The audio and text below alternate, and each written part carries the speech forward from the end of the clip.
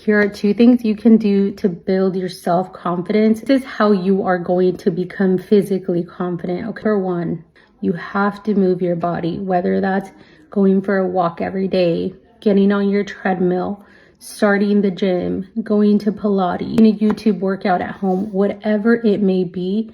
Your body has to move. Moving your body, whether that's tracking your steps, drinking more water and tracking your water, not eating after 7, fasting, hiring a personal trainer for a 1-month class. Like, any of those things are going to help in your physical confidence. Number 1, very healthy for you, but it's going to create confidence out of, even if you're not a workout queen, even if you're not trying to lose weight or anything like that, moving your body creates confidence. If you're the type that's naturally skinny or doesn't want to lose any weight, you don't have any physical like fitness goals, totally fine. Start moving your body.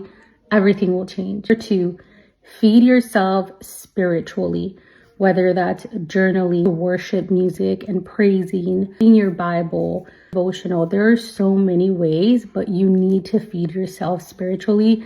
I know so many people that are not fulfilled and they have the money, they have the time, they have the freedom, but they're spiritually not feeding themselves.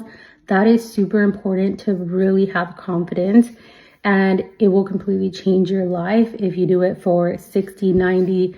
I mean, you should do it forever, but just in a month or a few weeks, you will notice a huge difference, confidence, and how you feel if you take these 2 actionable steps. But I hope this is helpful. Let me know if you want more videos like this.